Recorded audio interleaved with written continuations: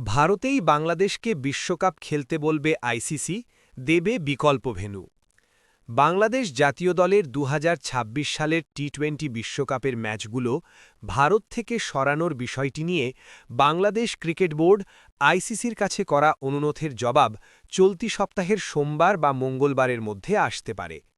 নিরাপত্তাজনিত উদ্বেগ উল্লেখ করে বিসিবি আনুষ্ঠানিকভাবে আইসিসিকে আবেদন জানিয়েছে যাতে বাংলাদেশের ম্যাচগুলো ভারত থেকে শ্রীলঙ্কায় স্থানান্তরিত করা হয়।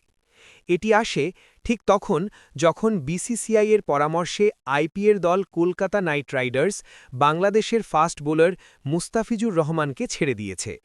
এই ঘটনার পরপরই বিসিবি তাদের অনুরোধ জমা দেয়। তবে আইসিসি এই আবেদন মেনে নেবে এমন সম্ভাবনা কম বলে মনে করা হচ্ছে। বিকল্প ভেন্যু হিসেবে ভারতের চেন্নাই ও থিরুবনন্তপুরমের নাম প্রস্তাব করা হয়েছে। বর্তমানে সূচি অনুযায়ী বাংলাদেশের গ্রুপ পর্বের ম্যাচগুলো কলকাতা ও মুম্বাইয়ে অনুষ্ঠিত হওয়ার কথা। এর আগে বিকল্প ভেন্যু হিসেবে চেন্নাইয়ের প্রস্তাব বাংলাদেশ প্রত্যাখ্যান করেছিল। বিসিবি সভাপতি আমিনুল ইসলাম জানিয়েছিলেন যে বিষয়টি সরকারের সম্মতির উপর নির্ভরশীল।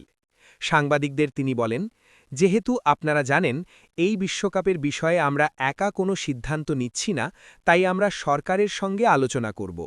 তবে আমরা এখনও আমাদের আগের অবস্থানেই অটল আছি। আসন্ন টি-20 বিশ্বকাপকে ঘিরে নিরাপত্তা সংক্রান্ত উদ্বেগ নিয়ে বাংলাদেশ সরকারও ভারত সরকারের কাছ থেকে সরাসরি যোগাযোগ বা বার্তা প্রত্যাশা করছে। এদিকে বাংলাদেশের আম্পায়ার শরফুদ্দৌলা ইবনে শহীদ সৈকত রোববার বড়োদরায় ভারত ও নিউজিল্যান্ডের মধ্যকার প্রথম ওয়ানডে ম্যাচে দায়িত্ব পালন করেছেন। টি-20 বিশ্বকাপেও সৈকত ও গাজী সোহেল ম্যাচ অফিসিয়াল হিসেবে দায়িত্ব পালন করবেন বলে আশা করা হচ্ছে।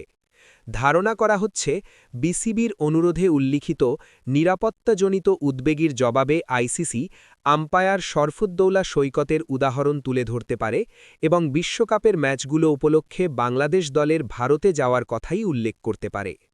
প্রতিযোগিতা শুরুর আর ৪ সপ্তাহেরও কম সময় বাকি। অংশগ্রহণকারী দলগুলো অনুশীলনের জন্য ফেব্রুয়ারির প্রথম সপ্তাহেই আয়োজক দেশে পৌঁছবে।